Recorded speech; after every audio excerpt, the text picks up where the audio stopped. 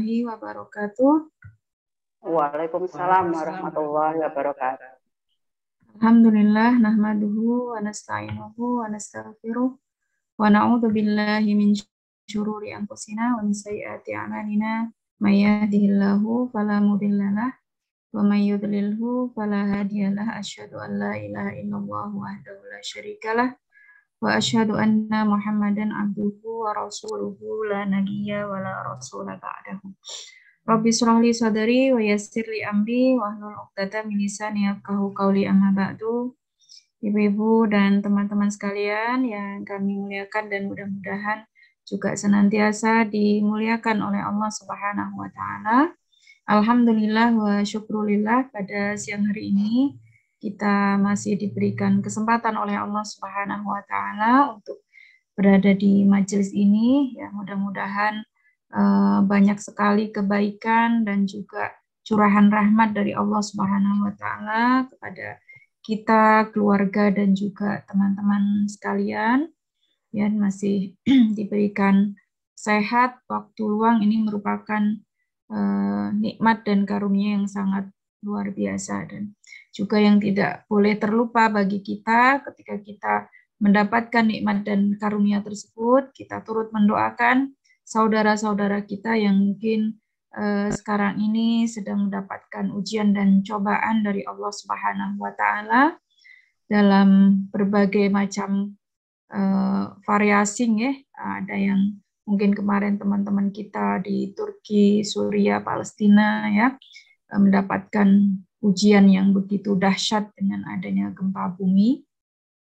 Kemudian juga ini beberapa daerah juga termasuk di Solo sedang dilanda banjir ya. Mudah-mudahan mereka semua diberikan kesabaran oleh Allah Subhanahu wa taala, dan selagi bisa mari kita saling juga membantu ya untuk sedikit meringankan beban daripada saudara-saudara kita yang mudah-mudahan bisa menjadi amal soleh kita bersama gitu. Salawat dan salam juga kita sampaikan kepada Rasulullah Muhammad SAW. Semoga semua yang hadir di sini beserta keluarga juga termasuk daripada umat beliau yang nanti mendapatkan syafaat ya dari beliau di yaumil akhir. Amin ya rabbal alamin. Baiklah ibu-ibu dan teman-teman sekalian, pada kesempatan kali ini kita akan melanjutkan serial fikih sholat sunnah kita ya. Kemarin sudah beberapa kita sampaikan tentang sholat sunnah ya, diantaranya ada sholat lail ya, sholat malam, sholat witir, sholat rawatib, sholat duha ya. Nah, untuk kali ini kita akan membahas di antara sholat sunnah yang dianjurkan oleh Rasulullah SAW adalah sholat sunnah ba'dal wudu dan sholat tahiyatul masjid. Nah, sebelumnya kita sampaikan sebuah hadis dari Rasulullah SAW bahwa Allah Subhanahu wa taala ini sangat mencintai hambanya yang tidak hanya memperhatikan hal-hal yang sifatnya itu wajib, tapi juga hal-hal yang sifatnya itu sunnah. Maka kalau di dalam Al-Quran, terutama di dalam surat-surat pendek, Allah sering menyebut ya al-abror, innal abror lafi na'im. Kemudian inna kitabal abror lafi 'illiyin. Al-abror itu lawannya al-fujjar ya. Al-abror itu adalah orang-orang, kalau secara terjemah bahasa Indonesia maknanya orang-orang yang baik. Tapi kalau dari segi bahasa, al-abror itu kan ada, kalau dalam bahasa Arab itu ada al-abror, ada al-muhsin ya, ahlul khair gitu. Kenapa beda-beda? Karena memang ada perbedaan makna ya, sebab bahasa Arab ini sangat kaya sehingga ketika ada sedikit perbedaan akan berbeda juga ungkapannya, berbeda dengan bahasa Indonesia ya, yang kosakatanya masih cukup minim sehingga semuanya bisa diterjemahkan dengan terjemah yang sama begitu. Al-abror itu adalah orang-orang yang berbuat baik ya, melampaui kewajiban yang Allah bebankan kepadanya. Jadi misalnya dia sholat begitu ya, tidak hanya memperhatikan yang wajib, tapi juga yang sunnah. Misalnya tentang harta, dia tidak hanya memperhatikan tentang zakat, tapi juga sedekahnya, ya, infaknya begitu. Tentang puasa pun demikian, ya, dia tidak hanya memperhatikan puasa Ramadan, tapi juga menambahkan dengan dengan puasa sunnah lainnya. Ya. Tentang silaturahim, dia tidak hanya menyambung silaturahim ya, dari keluarga inti, keluarga dekat saja, tapi juga dari sahabat-sahabat, dari kedua orang tua dan yang lain sebagainya. Nah, ini dan di antara amalan sunnah yang paling dicintai oleh Allah adalah sholat, begitu ya. Nah, di sini termasuk di antara amalan yang bisa mendatangkan cinta Allah Subhanahu wa Ta'ala kepada kita, yang dengan cintanya itu tentunya memiliki pengaruh yang besar dalam hidup kita, adalah ketika kita memperhatikan amalan-amalan sunnah ini, terutama adalah sholat. Ya. Dalam hadis riwayat Bukhari ini, Rasulullah SAW sampaikan, ya, wa ma taqarraba ilayya 'abdi bi syai'in ahabba ilayya mimma iftaradtu alaihi. Jadi ini hadis tapi hadis qudsi ya Ibu-ibu ya. Allah sampaikan langsung bahwa tidak ada satupun ya cara hambaku untuk mendekat kepadaku yang lebih aku cintai ya, melebihi apa-apa yang telah aku fardukan kepadanya. Jadi ketika ada hamba-hamba kita semua ingin mendekat kepada Allah, dan tentunya kita semua tahu bahwa sarana bertakarrub atau mendekatkan diri kepada Allah ini sangat banyak ya. Ada puasa, haji, umroh, sedekah, sholat gitu ya. Ada yang wajib, ada yang sunnah, tapi ternyata yang lebih dicintai oleh Allah adalah apa-apa yang diwajibkan atas diri kita. Maka ini harus menjadi prioritas utama, hal-hal yang wajib ini. Wa ma yazalu 'abdi yataqarrabu ilayya bin nawafil hatta uhibbahu ya. Tapi meskipun ya mereka menjadikan hal-hal yang wajib itu sebagai sarana untuk bertakarrub kepada Allah yang paling dicintai, ternyata ada tidak sedikit hamba-hamba Allah yang menambahkan cara bertakarrubnya dengan amalan-amalan sunnah sampai sungguh-sungguh Allah sangat mencintainya. Gitu. Ya, Allah sangat bangga terhadap dirinya. Maka dari sinilah Ibu ya, ketika kita mengupas hadis nomor 1 ya, Imam Al-Ghazali menyampaikan ya terkait dengan niat ini, seorang hamba itu bisa melakukan ibadah itu dengan 3 variasi. Ya. Misalnya seperti ibadatul abid, seorang hamba, di mana dia hanya mencukupkan diri dengan hal-hal yang wajib saja. Ya, nggak butuh hal-hal yang sunnah, yang penting yang wajib sudah ditunaikan. Kemudian level yang kedua yaitu ibadatul tujar. Ya, ibadahnya para pedagang. Ya, karena dia ingin untung banyak, ya, dia menambahkan usahanya gitu untuk mendapat untung itu. Ya, jadi dia tidak hanya memprioritaskan yang wajib, tapi juga yang sunnah gitu ya. Kemudian yang ketiga adalah ibadatul hur, ya. Orang-orang yang bebas. Ya, ini ibadahnya para nabi dan para rasul yang memang sudah dijamin oleh Allah Subhanahu wa Ta'ala selamat dari neraka dan juga mendapatkan surga begitu. Sehingga ketika dia beribadah itu betul-betul hanya ingin menunjukkan cintanya kepada Allah, syukurnya kepada Allah Subhanahu wa Ta'ala. Gitu ya. Nah, ini jadi disinilah ya Allah mencintai betul-betul orang yang tidak hanya memprioritaskan kewajiban-kewajibannya, tapi juga menyempurnakan kewajiban-kewajiban itu dengan hal-hal yang sunnah, sehingga Allah betul-betul mencintainya. Dan ketika Allah mencintai seseorang hamba ya, di sini disebutkan oleh Allah, wa idza ahbabtuhu kuntu sam'ahu alladhi yasma'u bihi, aku akan menjadi pendengaran yang dia gunakan untuk mendengar, sehingga dia tidak akan pernah mendengar hal-hal yang mendatangkan murka Allah Subhanahu wa Ta'ala. Wa basarahu alladhi yubsiru bihi, akan menjadi penglihatan yang dia pakai untuk melihat, sehingga penglihatannya akan terjaga dari kemaksiatan.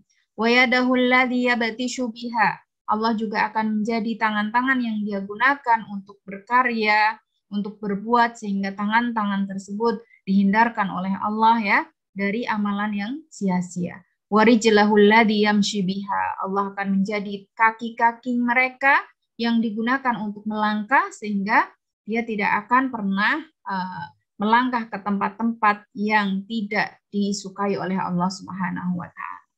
Wa in sa'alani a'taituhu wa la in ista'adani lau'idannahu. Dan hamba tersebut jika meminta sesuatu kepadaku, pasti aku akan memberinya. Ketika dia berlindung padaku, pasti aku akan melindunginya. Nah, inilah ibu-ibu dan teman-teman sekalian betapa ternyata amalan-amalan sunnah itu disyariatkan oleh Allah Subhanahu wa taala, dicontohkan oleh Rasulullah Shallallahu alaihi wasallam dalam rangka untuk kita lebih mendekat kepada Allah, sehingga Allah akan mencintai kita dan selalu bersama dengan kita dalam setiap aktivitas yang kita lakukan. Ya. Dan di antara amalan sunnah yang masyru' adalah di sini sholat-sholat sunnah, di antaranya adalah sholat sunnah ba'da wudhu dan juga sholat tahiyatul masjid. Ya. Nah, sebelumnya kita akan sampaikan terlebih dahulu ya, beberapa keutamaan wudhu ya, keutamaan wudhu karena namanya sholat sunnah ba'dal wudhu, otomatis wudhunya ada ya sebelum sholat tersebut. Juga ketika kita membahas tentang sholat, pasti dia akan berwudhu terlebih dahulu ya. Dan kita semua yakin bahwa di dalam agama apapun selain Islam itu tidak ada yang mewajibkan untuk berwudu sebelum ibadah, gitu ya. Hanya Islam saja. Ternyata ini selain daripada memiliki keistimewaan dan keutamaan secara pahala, secara ruhiyah, maknawiyah, ya ibu-ibu dan teman-teman, wudu ini ternyata juga menjadi salah satu upaya kita untuk terapi ya, terapi kesehatan. Nah, itu beberapa pakar ya, terutama adalah pakar dermatologi, ahli kulit yang kemudian masuk Islam itu karena melakukan riset ya tentang wudu ya. Dermatologi ada juga yang tentang ini, tentang syaraf ya, tentang syaraf gitu. Tuh yang saya lupa namanya siapa yang kemudian mengganti namanya menjadi Leopold Werner ya, menjadi Baron Umar itu ya, setelah melakukan riset ya tentang keajaiban wudhu ini ya. Jadi ketika kita berwudhu itu ternyata kita sedang melakukan terapi ya, karena di dalam anggota wudhu kita itu adalah pusat titik-titik saraf yang terpenting. Dan alat terapi yang paling baik adalah air, karena manusia kita dari air. Jadi setiap kali kita berwudhu dengan benar, itu kita sedang melakukan upaya untuk terapi atau terhadap kesehatan kita, ibu-ibu ya. Itu ada lebih dari 400 titik saraf ya yang sedang kita terapi ketika kita berwudu begitu ya. Dan ini tidak ada syariat ini di agama yang lain gitu ya. Itu dari sisi kesehatan ya. Dan juga ketika ada banyak analis kesehatan gitu ya, melakukan analisa ya terhadap orang yang berwudu dan tidak berwudu, itu ternyata paling kemarin ada COVID itu ya, kuman daripada orang yang biasa berwudu ya diambil dari misalnya kotoran di hidungnya, di mulutnya, itu levelnya sangat berbeda dengan mereka yang tidak pernah berwudu ya. Ini Masya Allah begitu. Adapun secara keutamaan pahalanya ini sangat luar biasa ya. Dalam hadis riwayat Muslim disebutkan oleh beliau Rasulullah Shallallahu alaihi wasallam, idza tawaddu'a al-'abdul muslim awil mu'min faghasala wajhahu kharaja min wajhihi kullu khati'atin nadhara ilaiha bi'ainaihi ma'al ma' aw ma'a kulli kutratin akhiri kutril ma'i. Jadi ketika kita berwudu kemudian kita membasuh muka kita itu, ibu-ibu dan teman-teman ya, akan bercucuran, jatuh, berguguran juga ya kesalahan-kesalahan kita. Ya, misalnya mata yang kita gunakan untuk melihat ya, terutama sekarang lihat apa yang ada di HP. Jadi kalau kita wudhu itu dosa-dosa yang dilakukan oleh kedua mata kita itu akan berguguran bersama dengan tadi ya, tetesan-tetesan air saat kita membasuh muka kita saat berwudu. Ya. Dan maka itu tadi selain daripada anggota wudu itu adalah pusat titik syaraf ya, pusat titik-titik syaraf yang sangat urgen ya dalam tubuh kita. Juga kalau kita perhatikan anggota yang kita basuh saat wudu itu adalah anggota tubuh kita yang paling berpotensi untuk melakukan kesalahan gitu ya. Betul tidak? Nah, ini ternyata ketika kita berwudu itu kesalahan-kesalahan yang dilakukan oleh anggota-anggota yang kita basuh itu berguguran bersama dengan air yang kita gunakan untuk berwudu. Ya. Wa idza ghasala yadayhi kharaja min yadayhi kullu khati'atin kana batoshatha yadahu ma'al ma' aw ma'a akhiri qatril ma'. Ketika kita membasuh kedua tangan kita pun ya, dosa-dosa yang dilakukan oleh kedua tangan kita itu akan berguguran bersama dengan tetesan-tetesan air ya yang kita gunakan untuk membasuh muka kita sampai akhir ya, tetesan yang terakhir ya. Fa idza ghasala rijlaihi kharajat kullu khati'atin masyatha rijlahu ma'al ma' aw ma'a akhiri qatril ma' hatta yakhruja naqiyan minadz dzunub. Masyaallah ya. Ketika kita membasuh kedua kaki kita pun ya, kesalahan yang dilakukan oleh kedua kaki kita itu akan berguguran bersama dengan tetesan air sampai pada tetesan yang terakhir. Sehingga setelah kita selesai berwudu, kata Rasulullah di sini ya, yakhruja naqiyan minadz dzunub. Maka kita itu keluar dari segala dosa ya, bersih dari segala dosa. Masya Allah, ini baru wudunya ya, baru wudunya. Nah, maka berwudu dalam banyak hadis Rasulullah itu disampaikan harus isbagul wudu, ahsinul wudu harus benar-benar, tidak boleh main-main, harus sempurna ya. Karena tidak sedikit nih orang perintahnya membasuh tapi membasahi saja, itu beda. Ya, membasuh dengan membasahi itu beda. Membasuh itu kan mencuci dan membersihkan. Jadi harus ada ditekan, digosok begitu. Kalau membasahi kan hanya disiram air saja basah begitu ya. Ini tidak sedikit ya. Sehingga sangat relevan sekali dalam hadis tentang wudu itu Rasulullah sering berpesannya asbihu, sempurnakan wudu, perbagus wudu kamu begitu ya. Dan di antara keutamaan yang lain juga wudu ini akan meninggikan derajat dan menghapuskan dosa-dosa ya. Rasulullah pernah menyampaikan ya kepada Abu Hurairah radhiyallahu anhu dalam hadis riwayat Muslim, ala adullukum ala ma yamhuwahu bil khotoya wa yarfa'u bihi darajat. Maukah kalian tunjukkan ya, aku tunjukkan kepada kalian ya apa-apa amalan yang bisa menghapus dosa dan meninggikan derajat. Qalu bala ya Rasulullah ya. Mereka mengiyakan itu dan beliau bersabda isbahul wudu alal makari ya. Sempurnakan, ini tadi yang saya sampaikan ya. Sempurnakan wudu ya. Kenapa ada kata sempurna? Tidak sedikit orang yang berwudu tapi tidak menyempurnakan. Nun sewu ya, hanya ipak-ipik gitu, ciprat-ciprit gitu ya. Hanya siram-siram begitu. Nah, ini. Jadi disuruh menyempurnakan wudhu terutama pada saat kita dalam kondisi sulit ya, marah, galau, sedih, ya ngantuk begitu ya. Wa kathratul khuta ilal masajid ya, banyak melangkahkan kaki ke masjid. Wa intidharus shalah ba'da shalah ya. Menantikan salat setelah kita selesai menunaikan salat, fadzalikumur ribat. Nah, itu semua bagaikan ya berjaga di perbatasan dalam perang di jalan Allah. Jadi itu semua adalah amalan-amalan yang diutamakan di dalam Islam begitu ya. Dan juga ada hasil riset yang baru gitu ya, di antara yang membuat kita itu awet muda juga kalau kita itu berwudu ya. Ternyata berwudu itu efeknya bisa membuat kita awet muda gitu ya. Karena kalau kita berwudu dengan benar itu ketika berkumur itu kan akan memperkuat otot-otot di pipi ya, sehingga akan sulit untuk keriput ya. Untuk ini itu sangat mungkin tidak perlu ditanam silikon, dikasih benang atau suntik botok gitu ya. Insya Allah dengan wudhu ini sudah cukup begitu ya.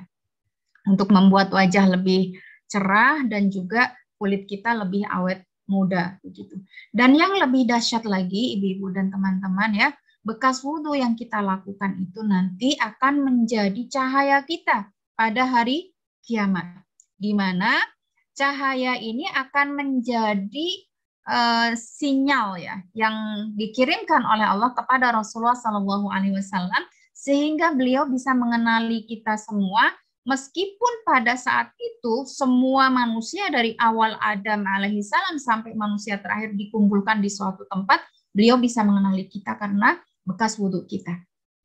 Ini tidak mudah loh ya ibu-ibu ya. Tidak mudah, kita bayangkan saja ketika di Arafah banyak orang yang tersesat padahal sudah pakai syal, pakai ini ya, pakai gelang juga, pakai ini tersesat juga gitu, udah ditandai macam-macam begitu ya. Nah, bagaimana ketika semua manusia itu berkumpul dalam satu hamparan yang disebut dengan mahsyar begitu ya? Nah, bagaimana orang bisa mengenali satu dengan yang lain? Tapi beliau Rasulullah SAW sampaikan bahwa beliau pasti akan mengenali, ya, mengenali semua umat beliau. Sehingga ketika beliau mengeluarkan statement tersebut, para sahabat bertanya, ya Rasulullah, kaifa ta'rifu man ya'ti ba'daka min ummatika gitu ya.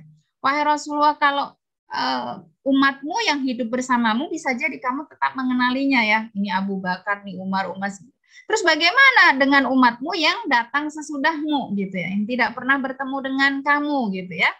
Kemudian beliau bersabda, ara'aita law kana li rajulin khailun ghurrun muhajjalatun fi khailin duhmin buhmin ala ya'rifu khailahu gitu ya. Beliau itu ketika ditanya itu tidak langsung memberikan jawaban ibu-ibu ya. Dia sering memberikan perumpamaan agar kita itu berpikir. Coba bagaimana pendapatmu ya jika seorang itu memiliki kuda ya yang punya tanda bagian depan kepalanya, kaki-kakinya berada di sekumpulan kuda-kuda yang lain ya, di mana kuda-kuda yang lain itu berwarna hitam legam, tapi kuda yang tadi punya tanda di kaki, tangan juga di ininya ya, kalau apa di jidatnya begitu ya, di mukanya itu, apakah kira-kira pemilik kuda itu tidak bisa mengenali begitu ya? Nah, kalau bala ya Rasulullah, pasti akan mengenalinya karena kan dia punya tanda yang berbeda gitu. Maka beliau bersabda, fa innahum ya'tuna yaumal qiyamati ghurran muhajjalina minal ghurub. Ya.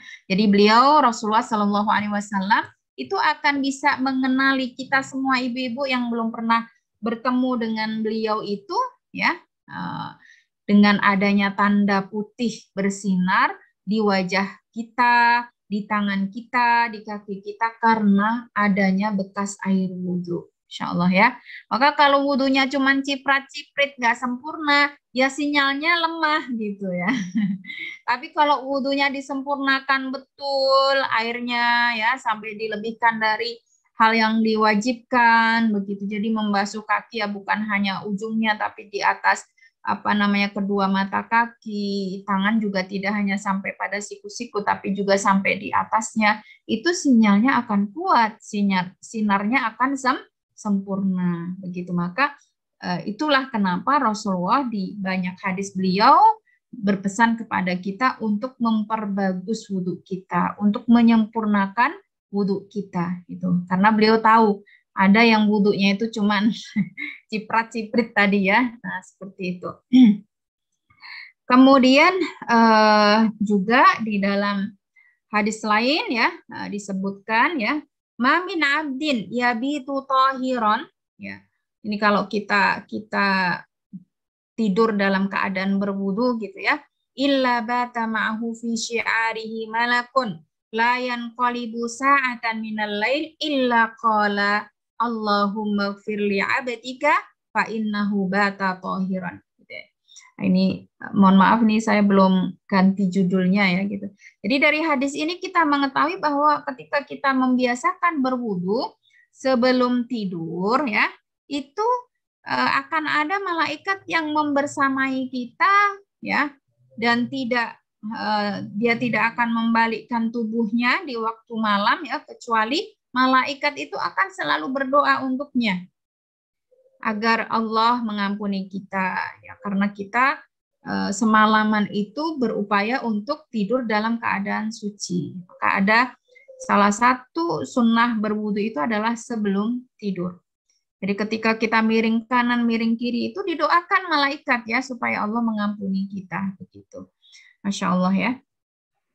Nah, ibu-ibu yang kami muliakan, ya, disinilah keutamaan-keutamaan wudu, dan akan lebih utama lagi ketika wudu itu tidak berhenti pada wudunya saja, tapi kita gunakan untuk melaksanakan ibadah yang memang disyaratkan dalam pelaksanaannya untuk kita berwudu terlebih dahulu, yaitu sholat, gitu ya.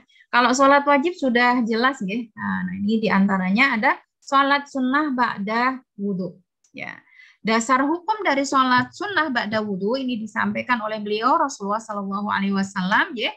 Dalam hadis riwayat Ibnu Majah diantaranya beliau bersabda, saddidu wa qaribu wa'lamu anna khaira a'malikum as-salah. Ya. Beristiqomahlah kalian, dan sekali-kali kalian tidak akan mampu melakukan seluruh amalan. Ya. Jadi kan amalan itu sangat banyak sekali, ya, Bu. Dan hal yang paling sulit dalam hidup itu adalah istiqomah. Tapi kan kita tidak mungkin bisa istiqomah untuk melakukan seluruh amal. Maka kita perlu buat skala prioritas, gitu. Nah, di sini Rasulullah sampaikan apa yang harus betul-betul kita prioritaskan ketika kita ternyata belum mampu, ya, untuk melakukan banyak jenis amal. Wa'lamu anna khaira a'malikumus shalah. Sebaik-baik amalan adalah salat. Wala yuhafidhu 'alal wudu'i illa mu'minun. Dan tidak ada yang mampu menjaga wudu kecuali dia adalah seorang mukmin yang betul-betul sempurna keimanannya. Ya, ini juga beliau sampaikan dalam riwayat lain yang hampir sama, begitu, ya. Istaqimu, beristiqomahlah kalian. Walan tuhsu, jangan sekali-kali kita itu selalu menghitung semua amal kita, begitu, ya, karena kita tidak akan bisa sempurna dalam melakukan amal. Maka lakukanlah dengan membuat skala prioritas, ya, tadi, ya, wa'lamu anna khaira a'malikumus shalah wa la yuhafidhu 'alal wudu illa mu'min. Jadi ini maknanya sama dengan sedikit berbeda dalam redaksinya, ya. Jadi sebagai penguat satu dengan yang lain, ya. Lalu di sini Rasulullah Shallallahu Alaihi Wasallam itu menyampaikan kepada kita bahwa istiqomah itu hal yang sangat sulit, ya, sampai-sampai kita tidak akan pernah mampu untuk beristiqomah. Sehingga dari hadis ini juga dan juga hadis-hadis yang lain, para ulama menyampaikan bahwa istiqomah itu termasuk di antara karomah, ya. Karomah itu sesuatu yang luar biasa yang Allah anugerahkan kepada hamba-hambanya yang terus berlatih, ya, sebagai penghormatan dari Allah Subhanahu wa Ta'ala, begitu, ya, untuk bisa tetap berada dalam ketaatan kepada Allah Subhanahu wa Ta'ala. Nah, tentang jumlah rakaat, tempat dan waktu sholat sunnah ba'dal wudu, ya. Jadi untuk sholat sunnah ba'da wudu ini, ibu dan teman-teman, ya, minimal itu 2 rakaat. Untuk batas maksimalnya itu tidak ada, ya. Berapapun silahkan, apalagi ketika kita diizinkan oleh Allah untuk berada di Masjidil Haram, Masjid Nabawi, itu amalan yang paling utama adalah terus melakukan sholat, ya, terus-menerus melakukan sholat. Karena sholat di sana tuh kan keutamaannya luar biasa. Sudah sholat sunnah di tempat lain aja luar biasa, apalagi di tempat yang utama, begitu, ya. Nah, sebagaimana kemarin kita sudah sampaikan tentang serba-serbi sholat sunnah, ya. Meskipun demikian, ya, lebih utama dikerjakan di rumah masing-masing, karena semua sholat itu lebih utama dilakukan di rumah kecuali sholat wajib, begitu, ya. Nah, tapi kalau kita haji dan umroh nanti kan kita mengambil keutamaannya, keutamaan Masjidil Haram dan keutamaan Masjid Nabawi ya, beda lagi begitu ya. Nah, waktu melaksanakannya kapan saja, setiap kali kita selesai wudhu ya. Selesai wudhu dan belum ada jeda waktu yang lama antara antara wudhu yang kita lakukan tersebut ya dengan sholat sunnah ya yang kita akan lakukan. Jadi maksudnya jangan wudhunya jam 8, sholat sunnah ba'da wudhunya jam 10 gitu ya. Tidak, tapi habis wudhu ya berusaha untuk sholat ya. Ini waktu pelaksanaannya. Kemudian ibu-ibu yang sangat luar biasa dalam syariat Islam kita itu, untuk amalan-amalan yang selevel itu kita bisa menggabungkan niat. Ya. Menggabungkan niat satu dengan yang lain. Ketika amalan tersebut satu level dengan satu jenis perbuatan gitu ya.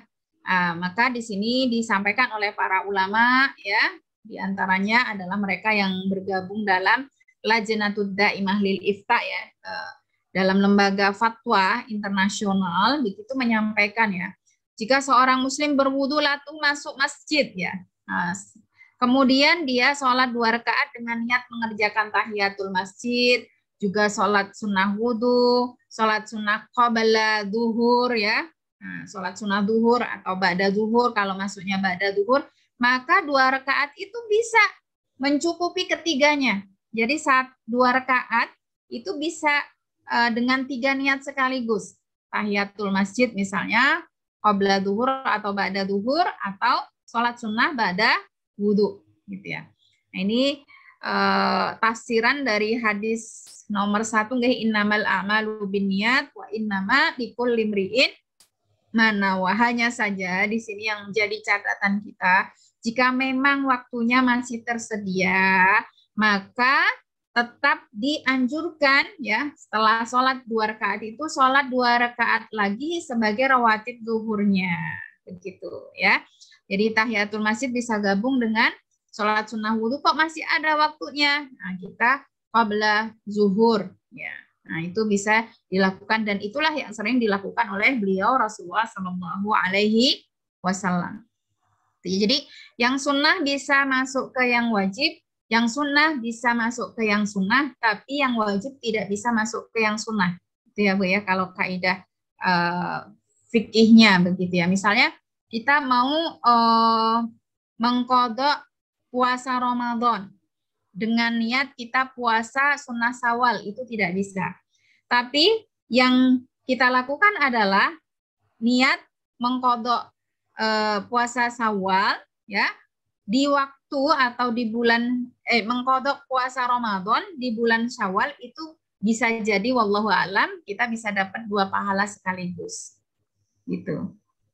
Bisa dipahami ya? Misalnya kita punya hutang puasa.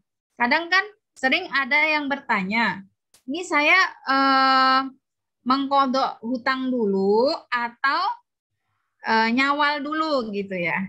Kalau mengqadha dulu takutnya nggak dapat Syawal karena Syawal waktunya kan terbatas, nggih. Kalau misalnya nyawal dulu kok masih punya hutang gitu. Padahal tadi kita sudah sampaikan di depan, meskipun amalan-amalan sunnah itu memiliki keutamaan yang luar biasa, tetap saja ya yang wajib itu lebih utama daripada yang sunnah. Jadi sehingga yang wajib harus lebih diprioritaskan begitu ya.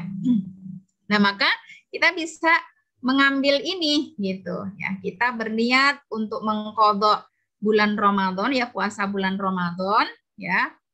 Kita sertakan juga niat untuk sekaligus puasa Syawal. Ketika memang secara perhitungan itu waktunya sempit ya. Mudah-mudahan Allah memberikan pahala dua-duanya gitu. Tapi kalau dibalik nggak bisa. Niatnya puasa Syawal ya, sekaligus mengqadha Ramadan itu tidak bisa. Tapi kalau niatnya itu mengqadha Ramadan sekaligus sunnah Syawal itu bisa. Namun jika memang waktunya masih longgar, akan lebih baik jika dilakukan dengan niat masing-masing. Itu ya. Itu hanya sebagai solusi saja ketika kita bingung, aduh saya Syawal tinggal berapa hari, padahal sebentar lagi haid misalnya, bisa dengan niat tersebut. Ya, itu diperbolehkan. Kemudian keutamaannya, ibu-ibu dan teman-teman ya, keutamaan sholat sunnah ba'dal wudu ya, ini disebutkan dalam berbagai hadis. Yang pertama, akan dibukakan 8 pintu surga. Ya, ini termasuk dari keutamaan berdoa setelah wudu ya. Rasulullah Shallallahu Alaihi Wasallam sampaikan, "Ma minkum min ahadin yatawaddo, fayubalighul wudu'a, au yusbihul wudu'a." Ya, siapapun di antara kalian yang berwudu. Nah, ini lagi-lagi Rasulullah sampaikan fayubalighul wudu yusbihul wudu, dan membaguskan dan menyempurnakan wudunya. Jadi bukan wudu yang sembarangan gitu ya. Wudu yang sempurna, yang bagus, yang sesuai dengan wudunya Rasulullah ya. Summa yakul, kemudian dia berdoa, asyhadu alla ilaha illallah wahdahu la syarikalah wa asyhadu anna Muhammadan abduhu wa rasuluh ya. Doanya itu ada di dalam riwayat lain ditambahkan Allahumma ja'alni minat tawabina wa ja'alni minal mutatahhirin. Kemudian dalam riwayat lain ditambahkan lagi wa ja'alni min ibadikas sholihin. Nah, itu boleh ditambahkan, tapi minimal adalah ini, asyhadu an la ilaha illallah wahdahu la syarikalah wa asyhadu anna Muhammadan abduhu wa rasuluh illa futihat lahu abwabul jannati tsamaniyah. Masya Allah ya. Kecuali akan dibukakan untuk kalian itu 8 pintu surga, yadkhulu min ayyiha sya'a. Ya, kalian bisa masuk dari pintu mana saja yang kalian kehendaki. Ini hal yang sepele ya ibu-ibu ya, tapi luar biasa keutamaannya. Maka kuncinya wudunya harus benar-benar ya, menjaga rukunnya, kemudian juga sunnahnya membaca doa, apalagi dilanjutkan dengan sholat sunnah 2 rakaat sesudah wudu. Masya Allah, ini keutamaan bertumpuk dengan keutamaan yang lain. Kemudian yang kedua ya, sholat ba'da wudu ini bisa melepaskan kita dari belenggu syaitan, terutama ketika kita lakukan setelah bangun tidur. Nah, ini disebutkan oleh beliau Rasulullah Shallallahu Alaihi Wasallam dalam hadis riwayat Bukhari ya, bahwa ternyata ketika kita tidur itu ada syaitan yang membelenggu kita. Yakidu syaitanu ala qafiyati ra'si ahadikum idza nama thalatha uqadin. Ya, jadi ada 3 belenggu yang dijeratkan oleh syaitan dalam tubuh kita ketika tidur ibu-ibu ya. Kullu uqdatin yadribu makanaha alaika lailun tawilun. Dan semua ikatan tersebut akan mengekang diri kita sepanjang malam ya, di leher-leher kita gitu ya. Maka beliau Rasulullah berpesan kepada kita, faida istaiqadha, tapi ketika seseorang itu bangun, fa indakara rabbahu in halat uqdatun. Kemudian dia berdoa setelah bangun ya, akan lepas 1 ikatan. Alhamdulillahilladzi ahyana ba'dama amatana wa ilaihin nusyur, itu 1 ikatan lepas. Fa in tawaddoa in halat uqdatun. Kemudian kalau dilanjut dengan dia berwudu, 1 ikatan lagi, 1 belenggu lagi lepas. Ya. Wa in sholla, kemudian jika dilanjutkan setelah berwudu dia sholat, in halat uqdatun. Maka ketiga-tiganya ya, 3 belenggu tadi akan lepas. Dan apa yang akan terjadi pada hamba tersebut? Fa'asbaha nasyiton thayyiban nafsi. Ya, pada hari itu, sejak pagi, auranya itu akan baik. Dia akan nasyid, itu bersemangat, thayyiban nafsi ya. Moodnya juga baik. Ya, moodnya juga baik. Makanya mood ibu-ibu yang haid dengan yang tidak haid itu berbeda, karena masalahnya di sini gitu ya. 3 ritual ini tidak selalu dilakukan saat kita sedang haid ya. Kalau toh bisa hanya paling 2 kan, berdoa dan wudu, nggak mungkin sholat, maka berbeda. Tapi ketika setiap pagi kita ada 3 ritual ini, insya Allah ya, di hari itu apapun permasalahan yang kita hadapi, pekerjaan yang kita miliki, kita akan bersemangat dan moodnya baik begitu ya. Apalagi kalau orang yang mudi ya Bu ya. Ini harus melakukan ini begitu ya. Fa'in lam yaf'alna, kalau 3 ritual ini tidak dilakukan, asbahal khabithan nafsi kaslan gitu ya. Maka moodnya tidak akan baik, dia akan cenderung males ya. Tidak bersemangat. Itu yang disampaikan oleh beliau Rasulullah SAW. Kenapa syaitannya masih nempel gitu ya, belum hilang begitu. Kemudian sholat sunnah ba'dal wudhu ini keutamaan lainnya adalah mendapatkan ampunan dari Allah Subhanahu wa Ta'ala, sebagaimana disebutkan dalam hadis Rasulullah yang diriwayatkan oleh Bukhari Muslim di sini, man tawaddo'a nahwa wudu'i hada. Ya. Siapa yang berwudu dengan tata cara wudu sebagaimana yang aku lakukan, nah, karena wudu ini ibadah ritual, jadi tidak boleh dengan cara sendiri, ya. Ini ada beberapa mungkin catatan tentang kekeliruan dalam berwudu itu. Kalau yang kami perhatikan itu yang pertama adalah dalam mengusap kepala. Ya. Mengusap itu tidak jarang ya menciprati. Kan beda padahal dalam bahasa Indonesia mengusap dan menciprati juga beda ya. Mengusap itu antara objek dengan alat yang digunakan itu harus bersentuhan gitu. Karena ada orang yang berwudu begini ya. Nah, ciprat-ciprat begitu itu salah, sudah pasti dari segi bahasa tidak pas gitu ya. Atau membasahi. Kemudian dalam membasuh kaki. Membasuh kaki itu tidak sedikit dari orang-orang yang berwudu itu membasahi saja. Jadi kakinya ditaruh di bawah keran gitu ya. Itu makanya ketika kita membuat desain tempat wudu itu akan sangat bagus ketika dibuat seperti yang di Mekah Madinah itu ada tempat duduknya itu ya. Kayaknya di Goro juga dibuat begitu ya, ada tempat duduknya itu, sehingga yang kesulitan kan memang membasuh kaki itu sulit ya kalau dalam keadaan berdiri, apalagi sudah tubuhnya nggak seimbang gitu. Nah, dengan adanya tempat duduk itu dia akan lebih sempurna dalam membasuh kakinya. Karena perintahnya itu membasuh bukan membasahi. Maka salah kalau hanya dibasahi saja kaki itu. Ya, harus dibasuh, digosok-gosok gitu ya.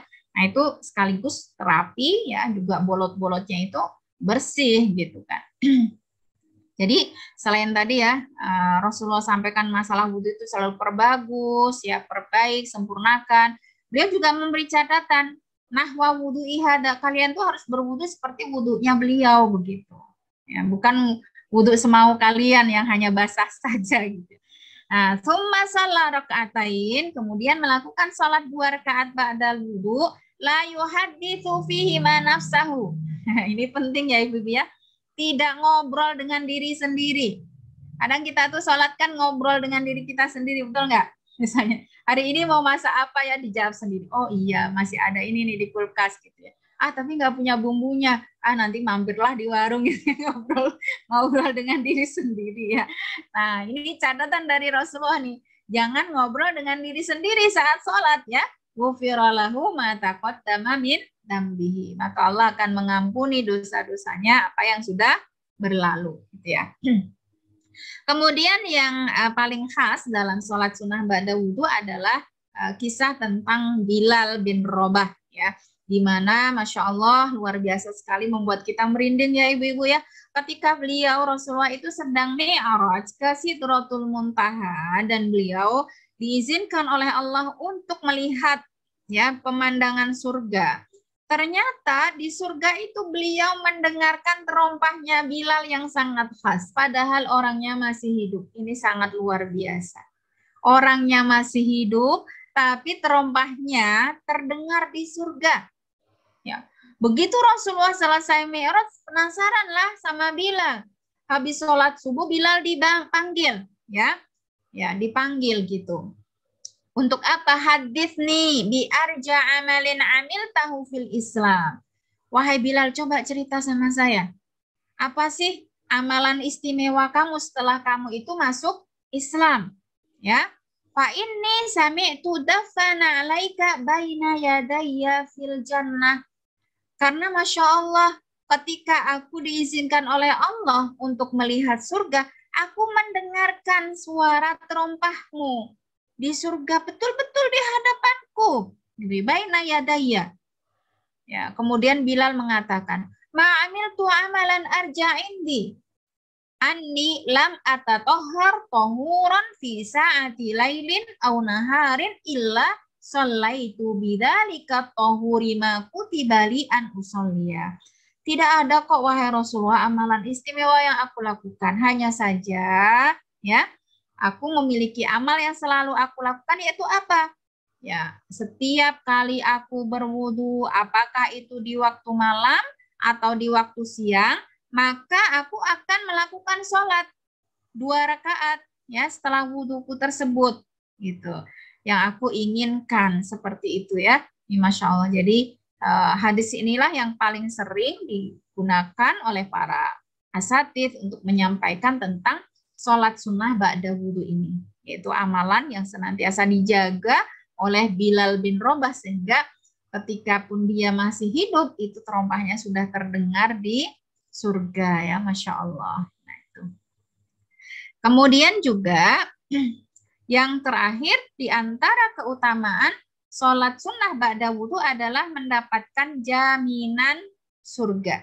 Ya, di mana Rasulullah Shallallahu Alaihi Wasallam sampaikan dalam hadis beliau di sini, "Mamin muslimin yatawaddau fayuhsinu wudu'ahu." Nah, lagi-lagi ada kata ini ya ibu-ibu ya. Tidak ada seorang pun muslim yang berwudu fayuhsin dan membaguskan wudunya. Tsumma yaqumu fayusalli raka'atain. Kemudian setelah berwudu dia berdiri untuk melaksanakan sholat sunnah 2 rakaat ya. Muqbilun alaihima biqalbihi ya. Sholatnya itu bukan hanya yang dihadirkan fisiknya, tapi juga hatinya. Maka oleh Ibnu Qayyim al-Jauziyah, sholat itu ada 5 level. Sudah pernah saya sampaikan atau belum ya ibu-ibu ya? Ada 5 level sholat. Level pertama itu sholatun mu'aqab. Sholat tapi justru dapat punishment, berdosa. Itu ketika orang sholat itu wudunya sembarangan, tidak menjaga waktunya, ya dia santai saja, ya. Udah bangun ketika adzan subuh tidur lagi, ya, sholat subuh jam 7 gitu ya misalnya. Ya kemudian menutup auratnya juga sembrono, ya, pakai bajunya yang nggak pantas gitu, auratnya tidak diperhatikan, ya.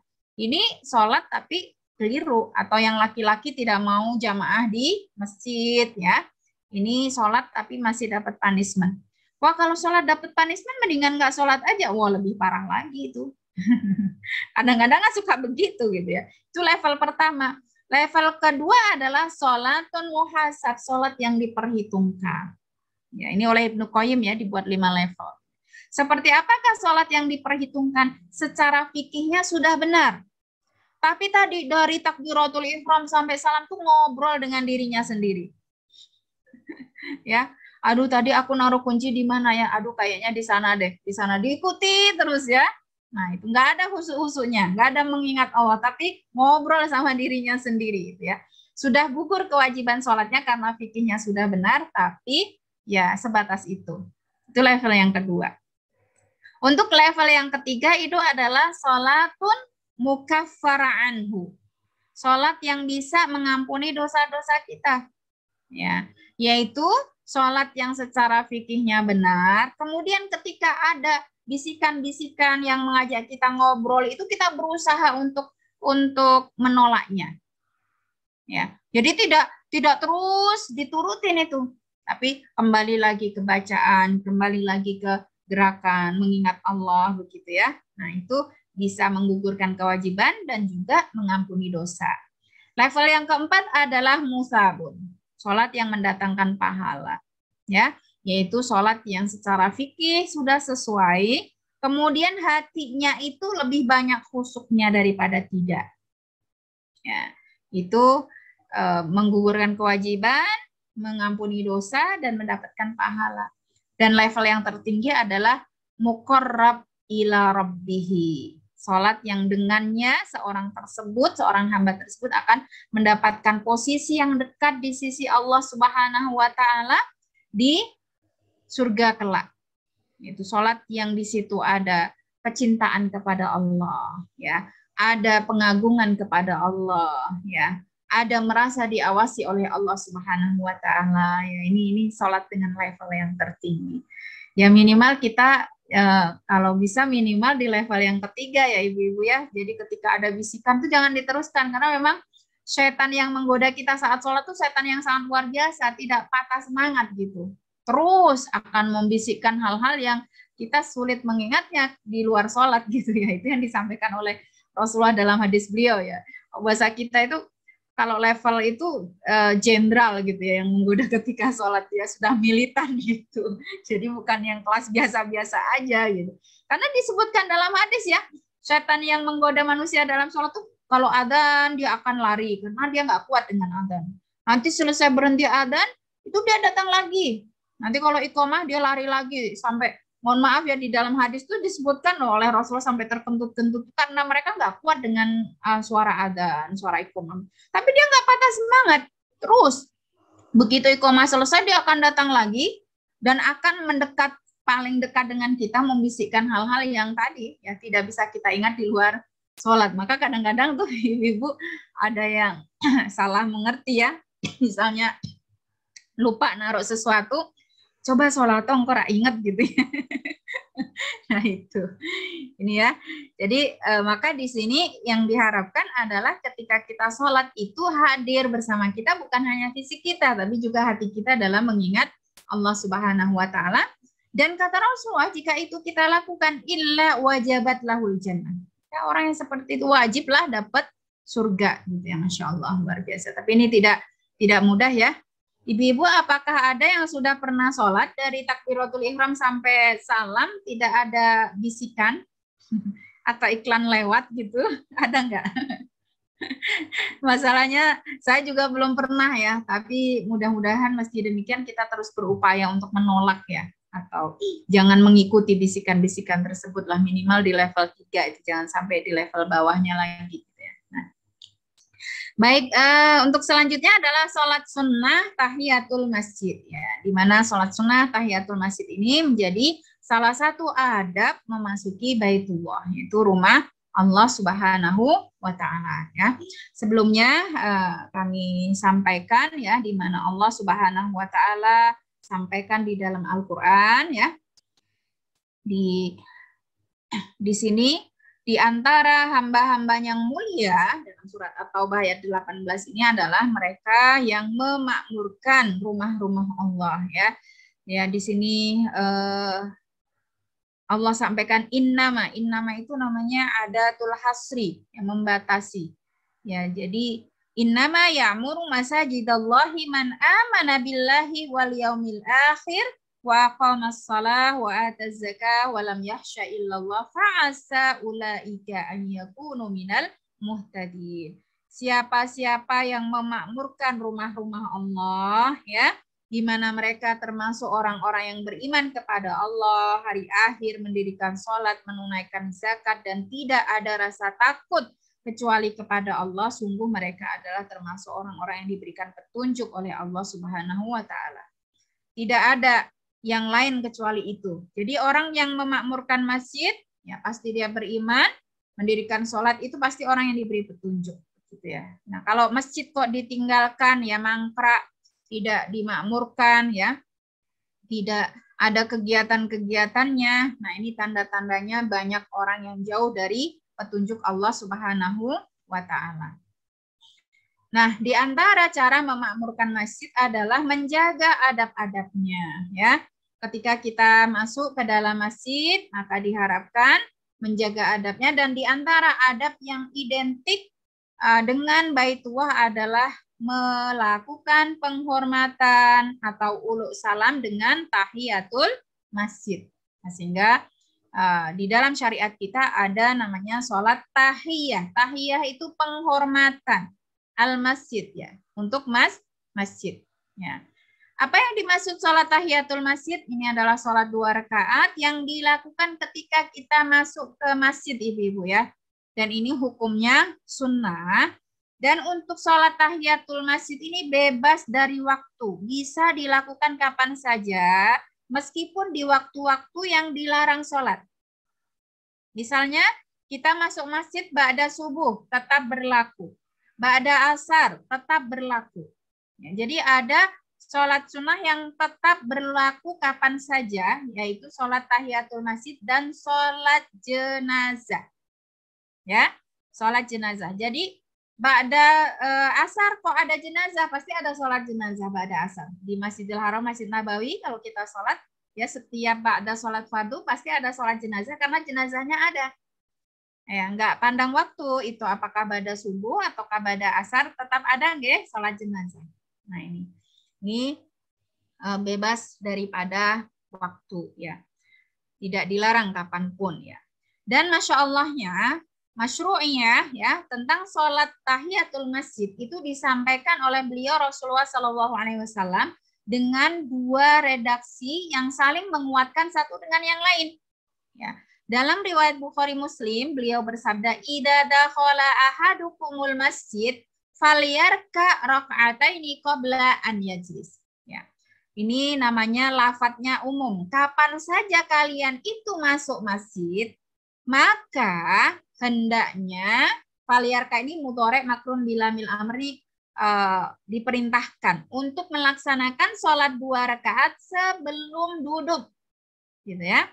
Kemudian dalam hadis riwayat Bukhari disampaikan, idza dakhala ahadukumul masjid, kapan saja kalian masuk masjid, fala yajlis, jangan duduk, hatta yusolli rakaatain, sampai kalian melaksanakan sholat 2 rakaat. Nah ini untuk menegaskan ya, tadi diperintahkan untuk sholat dan dilarang duduk sebelum sholat. Nah ini kalau dalam bahasa Arab ketika ada perintah itu ada perintah dan larangan sebaliknya, itu berarti untuk menegaskan. Misalnya, wa'budullaha wa la tusyriku bihi syai'a. Ya, beribadahlah kepada Allah dan jangan menyekutukannya, gitu ya. Nah, itu sebagai penegas. Seperti itu. Nah, hikmah dari tahiyatul masjid insya Allah kita sudah bisa mengambil hikmahnya. Ini merupakan salah satu bentuk pemuliaan terhadap masjid sebagai baitullah. Jadi kedudukan tahiyatul masjid itu sama seperti salam sebelum memasuki rumah. Nah, sebagai ucapan salam kita ya sebelum memasuki rumah. Ya. Jika masjid itu adalah rumah Allah, maka kita mengucapkan salamnya itu dengan memberikan tahiyah, ya, tahiyah kepada masjid itu, dan juga ini sebagai salah satu bentuk kita mendekatkan diri kepada Allah Subhanahu wa Ta'ala. Namun sayang, ibu-ibu dan teman-teman sekalian, sebagaimana yang kita saksikan sekarang, ya, sebagai juga bukti kebenaran sabda Rasulullah Shallallahu Alaihi Wasallam, tahiyatul masjid itu termasuk amalan yang diremehkan di akhir zaman. Betapa sekarang orang berlomba-lomba membuat, mendirikan, membangun masjid yang unik, masjid yang megah, ya. Tapi tidak sedikit di antara yang datang itu sekedar untuk selfie, sekedar untuk wisata, gitu ya. Nah, sehingga ketika baru dibuka banyak sekali yang datang, tapi untuk sholat 5 waktunya kosong. Nah, ini ya. Nah, ini betul yang disampaikan oleh Rasulullah ya. Inna min asyratis sa'ah an tuttakhadal masajidu turuqan.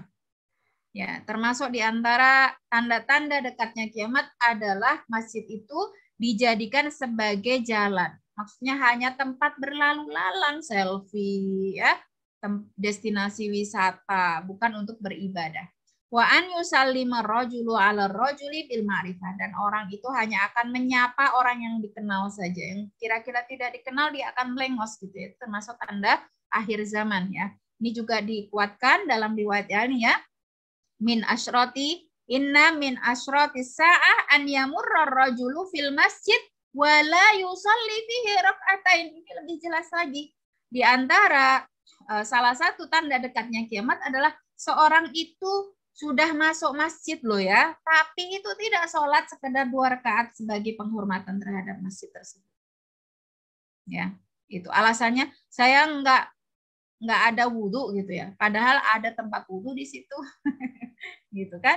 Nah ini, ya sekadar singgah kadang rehat, karena masjid itu kan welcome untuk siapa saja, nggih. Maka setiap kita safar itu ya mampirnya di masjid. Ya, mampir jangan sekedar hanya untuk melepas lelah ya. Ya, minimal kita tadi ambil air wudhu, sholat 2 rakaat begitu. Nah, ini ternyata banyak ya para pedagang, ojek online atau siapapun lah gitu ya. Kalau udah capek itu istirahat di masjid kan gratis gitu ya, tapi tidak sholat tahiyatul masjid ya. Ini tandanya sudah dekat hari kiamat gitu. Disampaikan oleh Rasulullah SAW. Nah, ini ada beberapa permasalahan terkait tahiyatul masjid. Yang pertama, waktu pelaksanaannya. Jadi, tahiyatul masjid ini harus dilakukan ketika kita masuk masjid dan sebelum duduk. Ya, sebelum duduk. Jika kita sudah duduk dan duduk itu kita lakukan secara sengaja, berarti kita kehilangan kesempatan. Ya, kalau sengaja, duduknya sengaja berarti kita kehilangan kesempatan. Nggak bisa lagi tahiyatul masjid. Kalau mau, ya keluar dulu. Ya, baru masuk untuk tahiyatul masjid. Tapi kalau kita itu nggak sengaja duduk gitu ya, misalnya kita pakai mukena ternyata kejengkang atau apa, tidak sengaja duduk lah, nggak nyadar gitu ya, duduk padahal belum tahiyat, itu masih berlaku ya, karena itu dianggap sebagai udzur yang dimaklumi. Kalau sengaja ya udah nggak berlaku lagi, tapi kalau nggak sengaja ini masih berlaku ya. Kemudian bagi imam sholat ini ada aturan yang berbeda ibu-ibu ya. Nah, untuk imam sholat itu cukup mendirikan sholat fardu ya, karena kedatangannya itu merupakan tanda akan dimulainya sholat. Gitu ya. Tapi kalau di Indonesia sepertinya tidak. Gitu. Kalau di luar, terutama di Timur Tengah, imam datang itu ya langsung iqomah. Sebenarnya begitu. Ya, tapi kalau di sini kan imam kadang datang duluan ya, saking jamaahnya itu jamaah yang telatan ya, bukan teladan gitu ya. Jadi imam datang belum ada makmumnya ya piye gitu kan, ya udah tahiyatul masjid gitu. Akhirnya begitu gitu. Padahal sebenarnya hukum asalnya itu ya Rasulullah itu selalu datang itu, jadi makmumnya datang duluan, begitu beliau datang ya iqomah dikumandangkan dan langsung mendirikan sholat gitu ya. Dan bagi imam itu memang lebih utamanya sholat sunnah dilakukan di rumahnya. Itu tadi kecuali imam datang sejak awal karena menunggu belum ada makmum ya berlaku begitu ya. Ini. Tapi di sini Rasulullah SAW ketika berkhutbah itu tidak, ketika di hari Jumat ya tidak pernah melakukan tahiyatul masjid. Jadi untuk berkhutbah langsung naik mimbar. Maka di sini di dalam kitab Subulus Salam ya, kitab fikih yang ditulis oleh Ibnu Hajar Al-Asqalani, disebutkan ya tahiyatul masjid ini dikecualikan kepada satu khotib Jumat. Ya, khotib Jumat begitu sudah waktunya khotib ya khutbah itu ya berarti langsung memasuki masjid, kemudian tidak disunahkan ya sholat 2 rakaat, tapi langsung naik mimbar dan melakukan khutbah. Itulah yang dilakukan oleh beliau Rasulullah SAW dalam memimpin sholat Jumat. Ya. Kemudian pengurus masjid ya, terutama marbot masjid yang harus keluar masuk masjid, ngepel masuk keluar gitu ya, yang mungkin juga terus-terusan untuk tahiyatul masjid.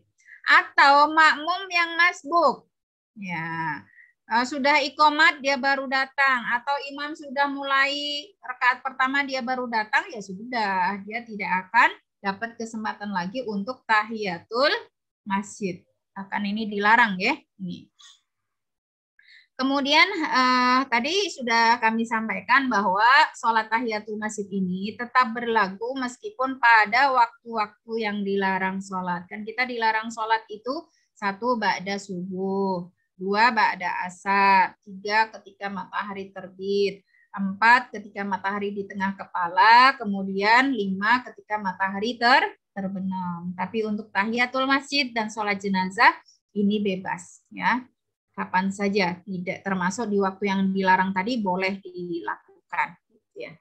Nah, ketika adzan berkumandang bagaimana? Apakah kita tahiyatul masjid atau bagaimana? Nah, ketika adzan berkumandang, karena menjawab adzan ini juga memiliki keutamaan yang luar biasa, ibu-ibu, diharapkan Kalau kita datang baru adzan, kita tetap berdiri dan menjawab adzan. Jangan duduk dulu, ya. Supaya dapat dua keutamaannya sekaligus. Ya, kita menunggu setelah adzan selesai, kita baru melaksanakan sholat tahiyatul masjid, kecuali pada hari Jumat. Kalau pada hari Jumat kita datang ke masjid, apakah saat adzan ataukah saat khutbah sudah dikumandangkan, maka hal yang pertama kali kita lakukan adalah tahiyatul masjid. Gitu. Dengan cara ketika khutbah sudah dikumandangkan, kita dianjurkan untuk meringankannya saja. Jadi cara meringankan sholat itu adalah bacaan yang kita baca cukup Al-Fatihah itu sudah sah. Tidak membaca surat setelah surat Al-Fatihah. Karena membaca surat setelah surat Al-Fatihah itu bukan termasuk daripada rukun sholat. Itu agar kedua-duanya kita bisa mendapatkan keutamaannya. Gitu ya, ini ketika khutbah sudah berkumandang. Kemudian di Masjidil Haram. Nah, tetap berlaku tahiyatul masjid sebagaimana umumnya hadis di depan. Jadi ibu-ibu ini tidak sedikit ya kami dapati bahwa ketika kita masuk Masjidil Haram itu disunahkannya tawaf non sewu. Saya belum mendapatkan dasarnya. Tetap juga sama ketika masuk ke Masjidil Haram itu yang disunahkan bukan sunnah tawaf. Tapi adalah atau tawaf sunnah bukan. Tapi adalah tahiyatul masjid. Adapun tawaf itu adalah ketika kita sedang melakukan rangkaian ibadah haji atau umroh. Kan kita ngambil mikotnya di Bir Ali atau di Ji'ronah begitu ya. Nah itu kan masih dalam satu rangkaian. Maka ketika masuk Masjidil Haram ya kita melakukan tawaf ya untuk umroh kita atau untuk haji kita. Apakah itu tawaf kudum ataukah ifadah ataukah tawaf wada begitu ya. Tapi kalau untuk ibadah sehari-hari, sholat 5 waktu, ya berlaku untuk kita sunnah tahiyatul masjid, bukan tawaf sunnah. Nih, apalagi di Masjidil Haram ini keutamaannya sangat luar biasa disampaikan oleh beliau ya. Sholat di Masjidil Haram itu as-sholatu fi masjidi afdalu min alfi sholatin fi masiwahu illal Masjidil Haram. Sholat di Masjid Nabawi itu memiliki 1000 keutamaan dibandingkan dengan masjid lain kecuali Masjidil Haram. Kenapa? Karena sholatun fil Masjidil Haram afdalu min mi'ati alfi sholatin fi masiwahu. Masya Allah ya. Sholat di Masjidil Haram itu keutamaannya lebih utama 100.000. Ya, 100.000 sholat daripada masjid yang lain.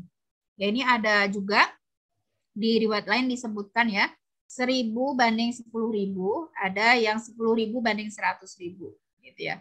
Nah, tapi itu tidak penting ya. Yang terpenting adalah keutamaannya sangat luar biasa sehingga kalau Allah izinkan kita untuk berada di Masjidil Haram atau Masjid Nabawi, perbanyaklah sholat. Tapi tidak boleh juga, ini karena ada yang pernah menyampaikan ya, di Indonesia dia malas sholat. Ya, tapi dia berupaya setiap tahun tidak umroh. Ya, atau bahkan bisa jadi setiap bulan atau setiap 2 bulan pergi umroh.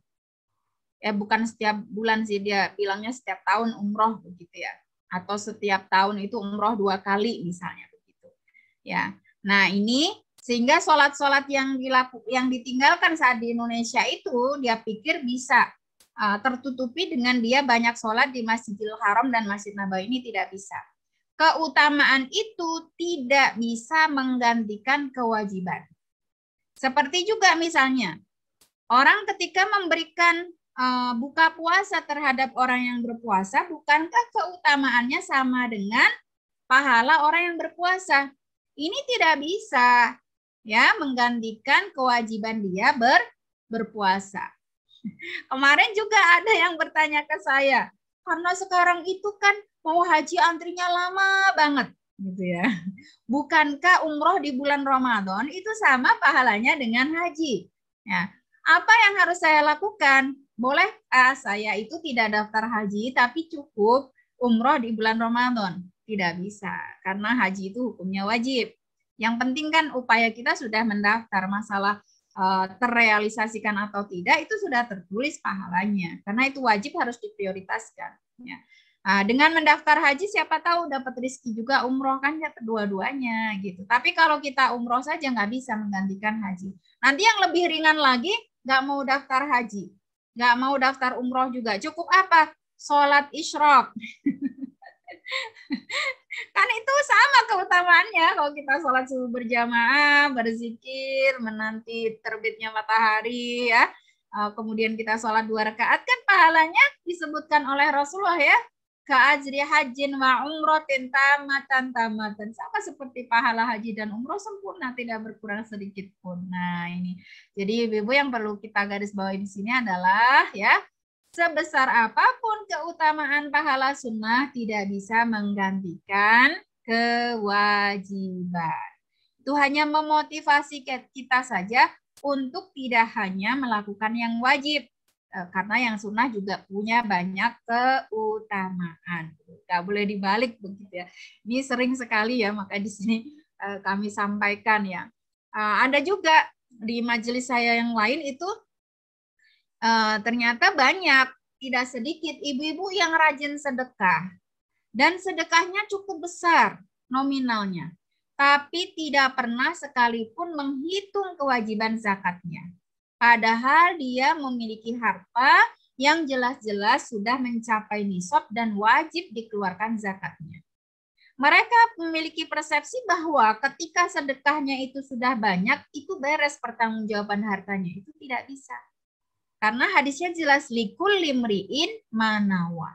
Setiap kita itu bagi kita pahala yang kita niatkan. Kalau pahalanya, kalau niatnya sedekah ya dapat pahala sedekah. Kalau niatnya itu zakat ya dapat pahala zakat. Tapi kalau niatnya sedekah nggak bisa dapat pahala zakat begitu. Kita misalnya sholat sunnah qabla subuh dengan niat sholat subuh nggak bisa. Gitu ya. Atau sudah sholat sunnah qabla subuh terus lantas nggak perlu sholat subuh lagi, nggak bisa. Gitu ya. Ini penting untuk kita perhatikan. Okay? Kemudian saat kita ziarah ke Masjid Kuba, karena biasanya kalau kita haji atau umroh ada agenda ziarah, ya, diantaranya ziarah Masjid Kuba, masjid yang pertama kali didirikan oleh Rasulullah setelah berhijrah ke kota Madinah, gitu ya. Kita sangat dianjurkan ya sebelum ziarah itu pergi dalam keadaan berwudu, karena kadang-kadang di sana itu antri wudunya, ya.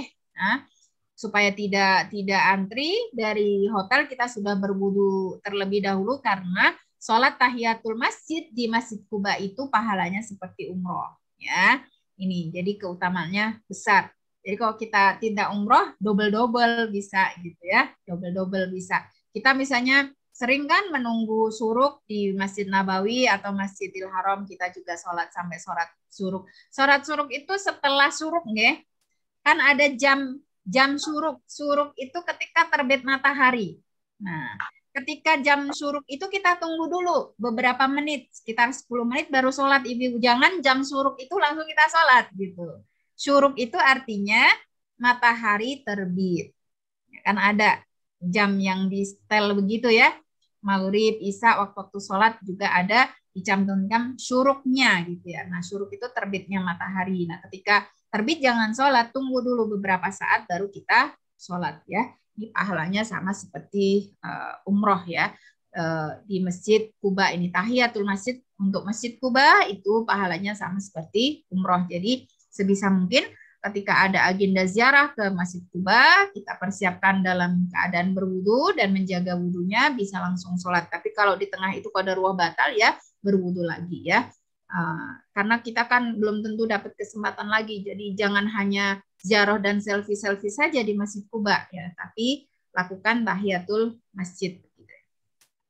Kemudian, nah ini juga penting, tidak ada tahiyatul masjid setelah iqomah. Ya. Kalau kita datang untuk berjamaah dan muadzin sudah mengumandangkan iqomah, qad qamatis shalah, udah langsung kita bergabung bersama jamaah lain untuk melaksanakan sholat fardu. Ya. Ini sudah tidak ada kesempatan tahiyatul masjid.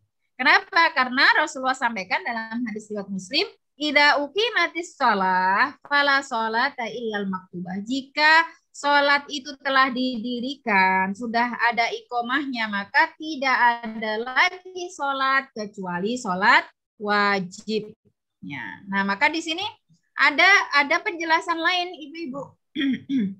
Ya, ketika sudah iqomah, ada seorang sahabat yang terlambat, gitu ya. Sudah iqomat baru datang. Tapi dia tetap memaksakan diri untuk melaksanakan sholat sunnah qabla subuh karena keutamaannya besar, gitu ya. Nah, ini kemudian selesai sholat itu para sahabat berkerumun ya di sekitar Rasulullah dan beliau menyampaikan hadis ini.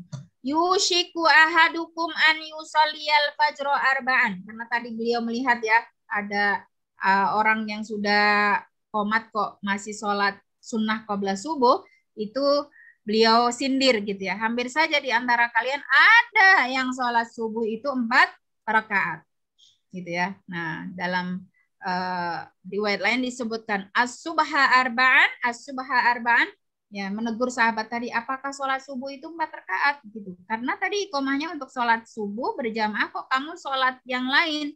Jadi setelah iqomah kamu 4 rakaat. Gitu ya. Ini sindiran bahwa perbuatan ini tidak dibenarkan oleh beliau Rasulullah Shallallahu Alaihi Wasallam. Jadi begitu iqomah, yang paling utama adalah langsung bergabung berjamaah. Tidak berlaku lagi tahiyatul masjid.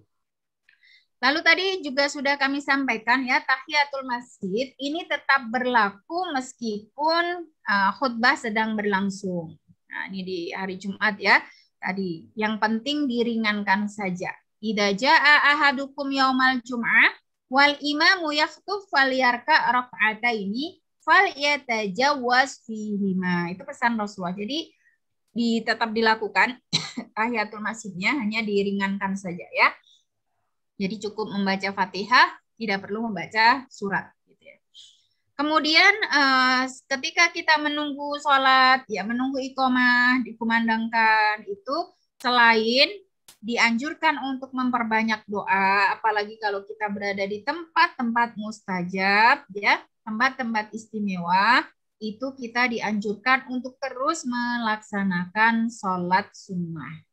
Ya, nah, ini namanya sholat sunnah mutlak. Kalau yang nggak ada namanya itu kapan saja. Ya, untuk memperbanyak pahala, mendekatkan diri kepada Allah Subhanahu wa taala. Dalam hadis riwayat Bukhari Muslim, Syaikhoni itu Bukhari Muslim ya disebutkan baina kulla adanaini salatun. Baina kulli adanaini salatun. Baina kulli adanaini salatun liman yasha. Jadi berlaku salat sunnah antara 2 adzan, yaitu antara adzan dan iqomah. Itu ya sampai diucapkan 3 kali oleh beliau Rasulullah Shallallahu Alaihi Wasallam. Jika kita menginginkan banyak pahala, ya perbanyak sholat antara adzan dan iqomah ya. Karena sholat itu sebagai salah satu doa ya. Sholat kan maknanya doa nggih. Dan antara adzan dan iqomah termasuk daripada waktu yang mustajab untuk berdoa, dan tidak ada yang lebih afdol ya, doa yang kita melebihi doa yang kita ucapkan saat kita sedang sholat gitu kan. Dari awal kita sholat itu kan semuanya isinya doa gitu ya, dan lengkap begitu. Jadi dengan kita sholat sudah otomatis kita berdoa. Tapi kalau kita berdoa belum tentu kita sholat. Nah, demikian ibu-ibu dan teman-teman sekalian yang bisa kami sampaikan pada siang hari ini ya, tentang sholat sunnah ba'dal wudu dan juga sholat sunnah tahiyatul masjid. Semoga ini bermanfaat untuk kita semua, dan yang terpenting dari itu semua adalah kita praktekkan ya ketika kesempatan itu ada gitu ya. Karena kita tidak tahu apakah sholat wajib kita itu sudah sempurna atau tidak. Tapi kalau saya sendiri meyakini belum pernah sempurna. Dan Rasulullah sampaikan di dalam hadis beliau, yang pertama kali dihisab adalah sholat, yaitu sholat wajib. Dan kalau kita punya sholat sunnah, nanti sholat sunnah kita itu bisa menyempurnakan sholat wajib kita yang belum sempurna tadi. Nah, dengan demikian kita akan diringankan oleh Allah ya pertanggungjawabannya fi yaumil akhir. Demikian, wallahu alam. Wassalamualaikum warahmatullahi wabarakatuh.